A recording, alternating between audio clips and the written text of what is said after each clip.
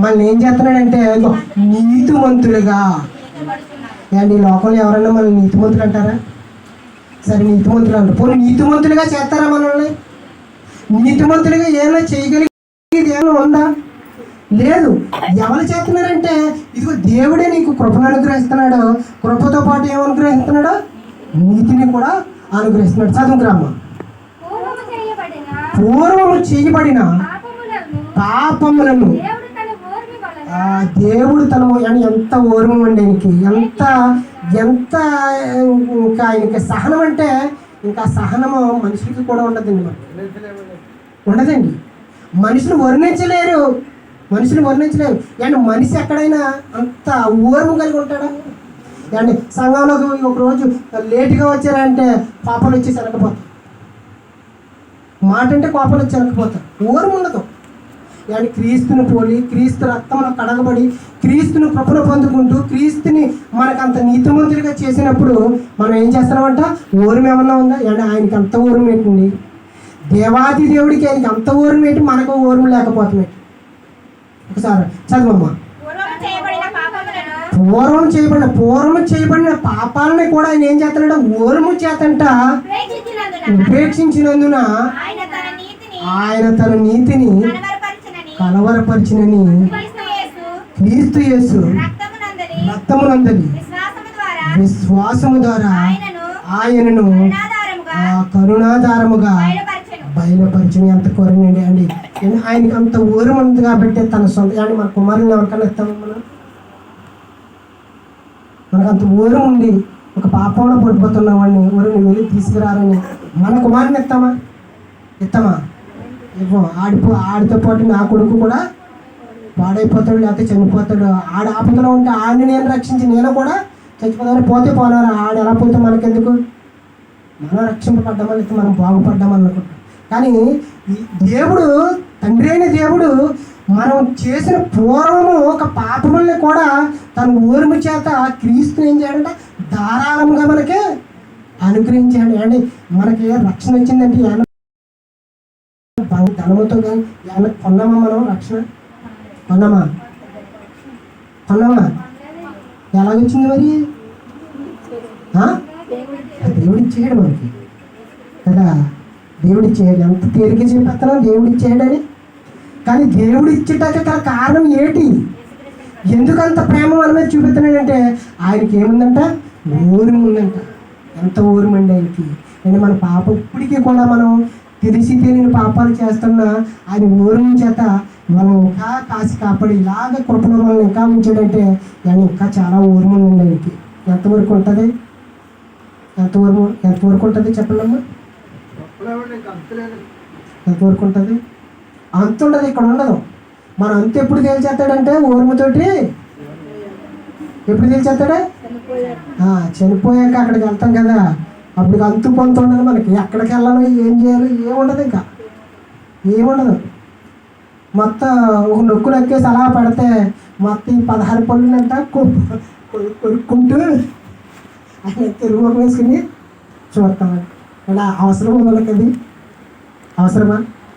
అంటే దేవుడు అంత ప్రేమను చూపించి, దేవుడు అంత కృపను చూపించి, దేవుడు మనల్ని నీతిమంతులుగా చేయాలని తన సొంత కుమారుడిని ధారాళంగా అనుగ్రహిస్తే ఆ అనుగ్రహం పొందుకోవటానికి మనం ఎంత నిర్లక్ష్యంగా ఉన్నామంటే చాలా నిర్లక్ష్యంగా ఉన్నాం. ఏమా నిర్లక్ష్యమే కదా మనకి? నిర్లక్ష్యమే. ఒప్పుకుంటాం, అన్నీ ఒప్పుకుంటాం.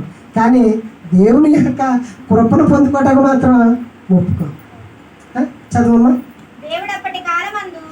దేవుడు అప్పటి కాలమందు తన నీతిని కనబరుచు నిమిత్తము తాను నిమిత్తుడును తన నీతిమంతుడును యేసునందు విశ్వాస గలవాని నీతిమంతునిగా తీర్చివాడిన ఉండుటకు ఆయన అలాగ చేసిన. ఎలాగా? మనల్ని నీతిమంతులుగా చేయటకు ఆయన ఏం చేశాడంట? అలాగే చేశాడు. ఎలా చేశాడు? ఆయన కుమారుణ్ణి మనకేం చేశాడు? బలి అర్పించేసాడు. అండి ఆ బలి అన్న గుర్తొస్తుందా మనకి? బాధ వచ్చినప్పుడు దేవుడు గుర్తొస్తాడంట. ఎన్ని మొక్కేసుకుంటామో ప్రభువుకి, ఎన్ని ప్రార్థన చేస్తామో, మన ఆర్థిక ఇబ్బందులు వచ్చినా, మన ఇంట్లో బాగపోయినా, మన ఇంట్లో సమస్యలు వచ్చినా, ఏదొచ్చినా సరే ముందర ఏం చేస్తామంటే ప్రార్థన చేస్తాం. ఎంతవరకు అంటే మన సమస్య తీరిపోయిందనుకో, దేవుడు లేడు, కృప లేదు, ఏమి లేదు. మళ్ళీ ఎప్పుడు రావాలా కృప? ఆ దేవుడు కృప ఎప్పుడు మళ్ళీ గుర్తుకు రావాలా? మళ్ళీ ఏదైనా వచ్చినప్పుడే. అండి అది మనకి ఎంత ఉపయోగం అండి? అది ఉపయోగమా? ఉపయోగమా? అంటే ఉపయోగం కాదండి. అది దేవుడిని బాధపెట్టి మనం ఏం చేయగలుగుతామమ్మా? సరే, ఏమి చేయలేము. కొన్ని దేవుడు కృప పొందుకుని ఏమైనా చేయగలుగుతామా? దేవుడు కృప పొందుకుని ఏమైనా చేద్దామా? ఆయన దేవుడు కృప పొందుకుని కూడా ఏమి చేయలేం, పొందుకోకుండా ఏమీ చేయలేం. దేవుడిని మాత్రం ఏం చేస్తా? బాధపడుతూనే ఉంటాం. ప్రియమైన దేవుని వారలారా, రోమపత్రిక 5వ అధ్యాయము మొదటి నుంచి 6 వచనాలు చదవండి. కాబట్టి విశ్వాసము మూల మనము నీతిమంతులుగా తీర్చబడి మన ప్రభువైన యేసుక్రీస్తు ద్వారా దేవునితో సమాధానం కలిగి. దేవునితో సమాధానం కలిగి ఉండాలంటే దేవునికి మనుషులకి మధ్యవర్తి ఎవరమ్మా? యేసుక్రీస్తు ప్రభువు వారు లేకపోతే దేవునికి మనకి సమాధానం ఉందా? లేదు. అంటే సమాధానము కలిగిన యేసుక్రీస్తుని మనం ఏం చేస్తున్నాం? నిర్లక్ష్యం చేస్తున్నాం.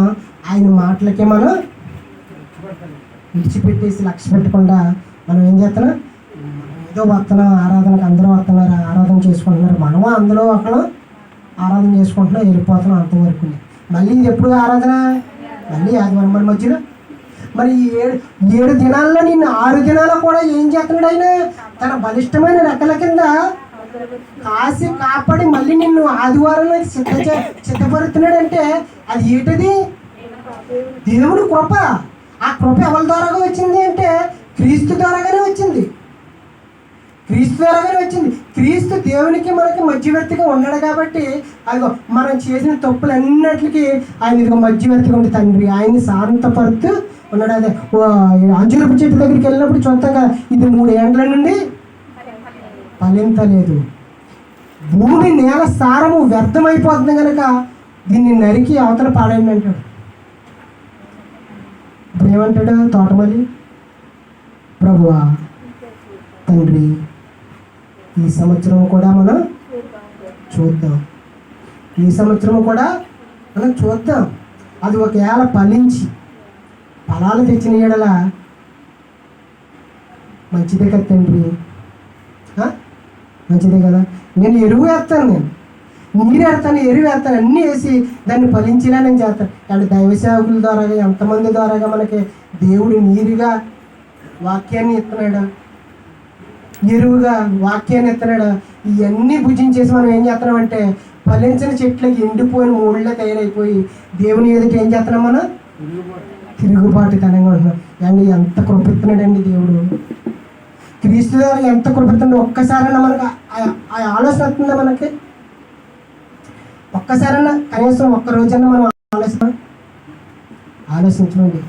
మనకి ఎప్పుడంటే ఇందాక అనుకున్నట్టు మనకి ఏదైనా కష్టం రావాలి, ఆపద రావాలి, ఇబ్బందులు రావాలి, ఇరుకులు రావాలి, మన ప్రాణం మీద కొద్ది తప్ప కృపను మనం గుర్తు చేసుకో. చదవమ్మా.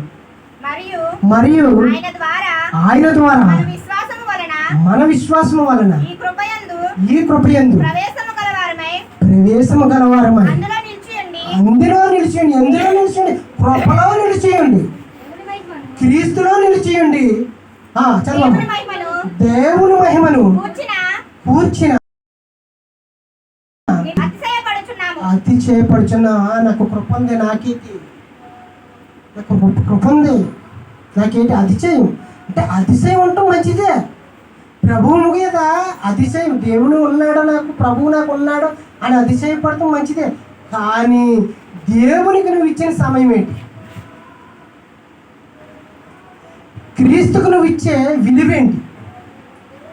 నిజమేండి. నాకు ఒక సార్ గారు ఉన్నారు, నన్ను నా ఓబాగులు చూసుకోవటానికి నాకు ఇబ్బంది అయితే డబ్బులు ఇస్తాకే అన్నీ ఉన్నాడు, ఇత్తడానికి ఆయన ఉన్నాడు. నాకు నేను అతిశయపడతాను ఆయన్ని బట్టి. మరి నేను ఆయనకి ఏం చేస్తానే నేను అర్థమైందా?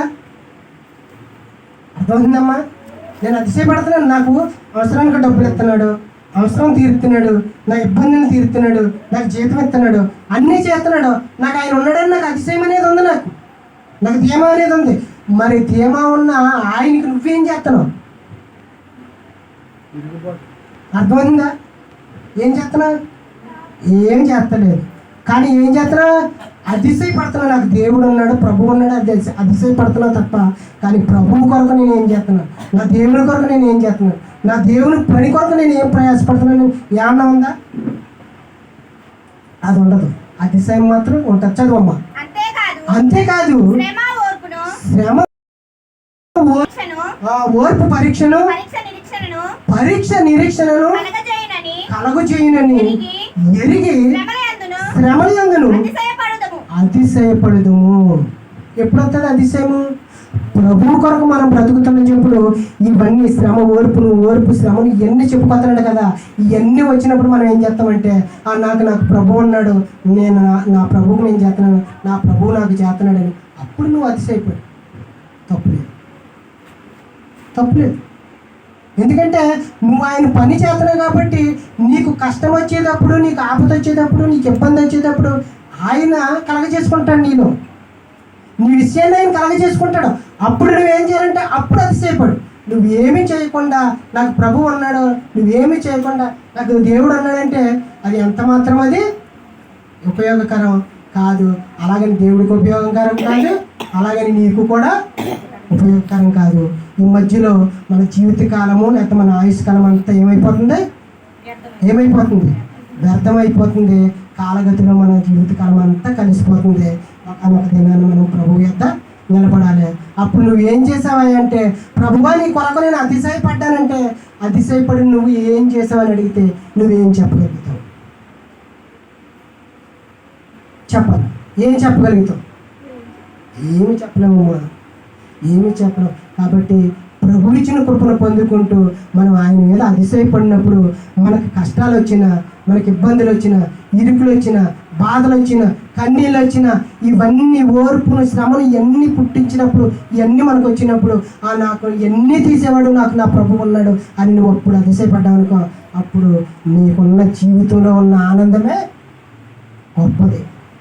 మనం ఆయన పనులు చూడము, ఆయన అవసరత చూడము, ఆయన పని కార్యాలు చూడము, మన సొంత కార్యాలు చేసుకుంటూ మన జీవితం అంతా లోకంలో గడిపెత్తు మనం ఏమంటామంటే నాకు దేవుడు అన్నాడు, నాకు ప్రభు అన్నాడు అని చెప్పుకుంటున్నాం. అదే మాట అన్యజనులు కూడా ఏం చెప్పుకుంటున్నారు. ఈ కాలకి మనకి ఏమైనా తేడా ఉందా? 6వ అధ్యాయం 1వ వచనం చదవమ్మా. రోమాపత్రిక 6వ అధ్యాయం 1వ వచనం. అలాగైనా ఏమందుము? కృప విస్తరింపవాలనని పాపముందు నిలిచిందమా? ఒక్కసారి ఆలోచించండి. కృప విస్తరించింది మన పట్ల, కృప విస్తరించింది, మన పాపాలను కడుక్కొస్తుంది, మనల్ని శుద్ధీకరణ చేసుకుంటుంది. ప్రతిదీ కూడా ఆయన హస్తాల కింద మనం బ్రతుకుతున్నప్పుడు కృప ఉంది కాదని నువ్వు పాపాన్ని విస్తరింప చేసుకుంటూ పోతావా? అమ్మా చెప్పాలి. ఇప్పుడు కృప ఉంది కాదని పాపాన్ని విస్తరించుకుంటూ పోతావా? అట్లనే రాదు. పాపము విషయమై చనిపోయిన మనము ఇక మీదట ఎలాగ దానిలో జీవిందుము. చెప్పండి. కృప ఉంది కదా, కృప ద్వారాగా ఆయన మన పాపాలను కడిగి మన శుద్ధీకరణ చేసినప్పుడు కృప ఉంది కదా అని మళ్ళీ అదే మోడల్లోకి వెళ్ళిపోయావు అనుకో, ఇంకా తర్వాత నిన్ను ఎవరు కాపాడతాడు? ఇచ్చిన కృపని కాలు జరుగున్న చెప్పుడు కృప ఉంది కాదన్న కృప ఉంది. ఎంతవరకు ఉందంటే నువ్వు నీతిగా యథార్థంగా దేవుని ఏడు నువ్వు బ్రతికినప్పుడు కృప ఉంటుంది. ఆ కృపనే అడ్డు పెట్టుకుని మళ్ళీ పాపం వైపు పరిగెడితే ఇంకో కృప ఏమన్నా వస్తుందా మనకి? చదవమ్మా. క్రీస్తు యేసులోనికి బాప్తిస్మము పొందిన మనమందరము ఆయన మరణములోనికి బాప్తిస్మము పొందితమని మీరు ఎరుగురా? చూసారా? అండి కృప ద్వారా మనకి బాప్తిసం కూడా ఎలా వచ్చిందండి? ఎలాగొచ్చింది? ఉత్తిలో చేసిందా? అని క్రీస్తు ప్రాణం పెట్టాడు కనుకే బాప్తిసం మనకి రక్షణ వచ్చింది. ఆ ప్రభువే మన కొరకు ప్రాణం పెట్టకుండా ఉన్నాడు అనుకో, నీకు కృప ఎక్కడి నుంచి వస్తుంది? రక్షణ ఎక్కడి నుంచి వస్తుంది? అమ్మా చెప్పాల, వస్తుందా మనకి? ఇటు కృప ఇస్తనంతగా ఉంది కాక కృప ఇస్తనంత ఉందని మళ్ళీ పాపంలోనికి పరుగులు చేద్దామా? పాపంలోనికి పరుగులు చేద్దామా? కృప మనకు అడ్డుగా ఉంది కాదని మళ్ళీ లోకంలో కలిసిపోదామా? అండి ఇదంతా జరుగుతుంది కానీ ఒకనొక దినాన్న ఇక్కడ జరిగితే అంతా బాగా జరుగుతుంది. కృపను అడ్డు పెట్టుకుని మనం బ్రతికేయచ్చు, తప్పులేదు, ఇక్కడ తప్పులేదు. కానీ దేవుడు మన తప్పులని మన ఒప్పుని ఎప్పుడు ఎవరెత్తాడో తెలుసా? క్రీస్తు న్యాయపీఠంలో నిలబడినప్పుడు అప్పుడు చెప్తాడు అన్నమాట. మరి నీకు ఇంత కృపనిచ్చి, నీకు రక్షణనిచ్చి, నీతిగా మార్చి, నా కుమారుణ్ణి నీకు బలిగా అర్పించి నిన్ను ఒక స్థితిలోనికి నేను తీసుకురావాలని నేను ఎంతో ప్రయాసపడితే నువ్వు ఇదంతా కాలదని ఎక్కడికి వచ్చేసా? ఇక్కడికి వచ్చేసా. అని ఒక్క మాట, పరలోకము పాతాళం అనేది ఉంది కదా, పరలోకం ఎవరి గురించి చేసాడమ్మా? పాతాళం ఎవరి కోసం చేసాడు? అపవాది కోసమా? మరి అపవాది కోసం చేస్తే మరి చనిపోయిన వారందరూ పాతాళానికి ఎందుకు వెళ్ళిపోతున్నారు? ఇప్పుడన్నా గుర్తుకొచ్చిందా? పరలోకమేమో మన కోసం చేశాడు, పాతాళం ఏమో దేవదూతలు దెయ్యాని కోసం చేశాడు. మరి అందులోకి మనం ఎందుకు వెళ్తున్నాం? ఒకసారి ఇప్పుడు ఆయన రెండు చేశాడు, ఏంటి? పాతాళము, పరలోకము. చనిపోయిన వారు పాతాళానికి ఎందుకు వెళ్తున్నారు అసలు? ఎప్పుడైనా ఆలోచించారా? పాతాళం మన కోసం చేశాడా? మన కోసం చేయలేదు. ఎవరి కోసం చేశాడంటే అపవాది దాని సైన్యం వరకు సిద్ధపరిచినది అది. కానీ మనుషులు మన నుంచి పాతాళానికి పోతున్నాడంటే ఈ మనిషి లోకాసారంగా బ్రతికి అపవాది యొక్క అనుసరులుగా తయారవి వాడు చేసిన పాతాళానికి పోతున్నాడు. అంటే పరలోకానికి వెళ్ళాలనేమో దేవుడు కోరుకుంటుంటే మనం ఏం చేస్తాం?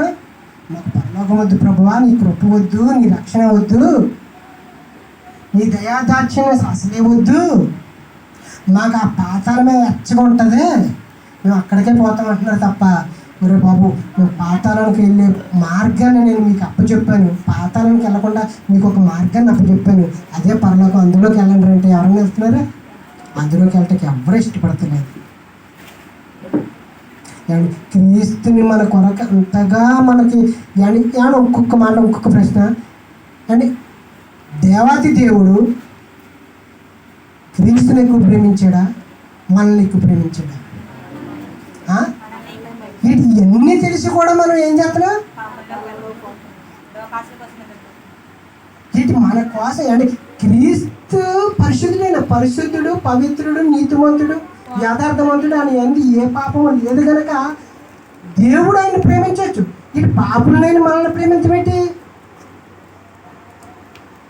ఒకసారి ఆలోచించి, నేను అంత ప్రేమను పొందుకుని మనం దేవునికి దూరంగా, క్రీస్తు ప్రేమకు దూరంగా మనం బ్రతుకుతున్నామంటే మనం ఎంత నిర్లక్ష్య ధోరణిలో ఉన్నాం ఒకసారి అర్థం చేసుకుంటాం. అలాంటి పాప నిబంధన చూద్దాం. కీర్తనల గ్రంథము 9వ అధ్యాయము 14వ వచనం. ఉదయమున నీ కృపతో చూసారా? ఇది ఎవరు పలుకుతున్నమాటమ్మా? పలుకుతున్నాడు. తండ్రి ఉదయమున నీ కృపతో తృప్తిపరుచుతండ్రి. చూసారు? ఉదయాన్నే లేచి మనం ప్రభుని, దేవుణ్ణి నీ కృపతో తృప్తిపరిచి అని అడుగుతామా? అడగకపోయినా ఆయన ఏం చేస్తున్నాడు? మనల్ని కృపతో తృప్తిపరుస్తున్నాడు. ఆయన కృపతో తృప్తి పొందుతున్నాం, తృప్తి కలిగి ఉంటున్నాం. కానీ దేవునికి మాత్రం మన విధేయులుగానే ఉన్నాం. చదువుకురామ్మా. అప్పుడు మేము మా దినములన్నీ ఉత్సాహించి సంతోషిని. అంటే కృప ఉంటేనండి ఉత్సాహమైన, సంతోషమైన, ఆనందమైన, ప్రేమైన ఇవన్నీ ఎప్పుడు వస్తాయంటే ఆయన కృపతో మనల్ని నింపినప్పుడే. డబ్బు ఉంటే రాదు ఆనందం, ధనం ఉంటే రాదు ఆనందం, ఆస్తి ఐశ్వర్యాలు ఉంటే రాదు ఆనందం.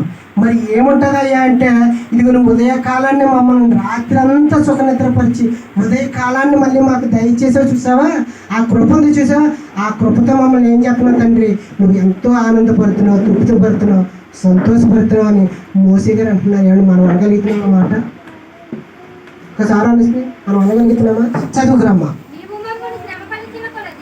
నీవు మమ్మల్ని శ్రమపరచిన కొలిది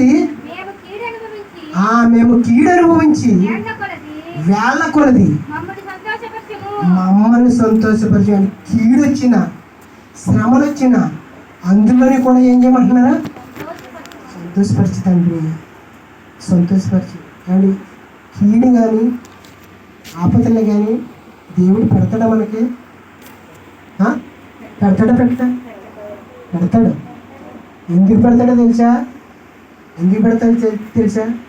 మనము బుద్ధి కలిగి మళ్ళీ ఆయన ఏపికి మనము తిరగాలని. యూజు దేశమందు యోగు అంటే అంత ధనవంతుడు లేడంట, యథార్థపరుడు లేడంట, న్యాయవంతుడు లేడంట, దేవుని యందు భయభక్తులు గలవాడు లేడంట, ఎవ్వడం లేదంట ఆయన అంత నీతిమంతుడు. ఆయనకి దేవుడే శ్రమ కలిగించాడు. ఆ శ్రమలోని కూడా ఏం చేశాడు? దేవుణ్ణి మహిమపరిచాడు, దేవుణ్ణి కనపడ్డాడు, దేవుని యందు భయభక్తులు కలిగి జీవించాడు. తన సహోదరులు కానీ తన స్నేహితులు కానీ వాళ్ళందరూ వదిలేసిన ఆయన కృపధారగా ఏం చేశాడు? మహిమపరుస్తూనే ఉన్నాడు, మహిమపరచబడ్డాడు. నూరింతలకు నూరింతలు ఇంకా దీవెనలు పొందుకున్నాడు. ఇలా దీవులను పొందుకున్నాడు. దీవులను ఉచితంగా ఎత్తానంటుంటే, కృపను ఉచితంగా ఎత్తానంటుంటే, నీతిని ఎత్తుంటే, ఇవన్నీ పొందుకోవటానికి మనకి అంటే గవర్నమెంట్లో ఇచ్చే పథకాలు పొందుకోవటానికి మనం లైన్లో ఉంటాం కదా. గవర్నమెంట్ ఇచ్చే ప్రతి పథకానికి ముందు లైన్లో ఉండి ఆ పథకాలను మనం పొందుకోవాలని ఎంతో ప్రయాసపడతాం కదా. అంటే వాటి కన్నా గొప్పదే కదండి కృప, అంతకన్నా గొప్పదే కదండి నీతి. yani అంత నీతిని అంత కృపని ఆయన మనకు ఉదయకాలాన్ని ఏంటి ఈ 5 సంవత్సరాలు ఒక్కసారి ఇస్తాడు. ఏ పథకాలు ఇచ్చినా అది 5 సంవత్సరాలు ఇస్తాడు. yani ఇది ఈ కృప అనేది ఉదయకాలం ప్రతి దినాన్ని నువ్వు లేచిన నిన్ను కృపతో తృప్తిపడుతున్నాడు కదా. ఒక్కసారి గుర్తొస్తుందా కృప? రావట్లేదు.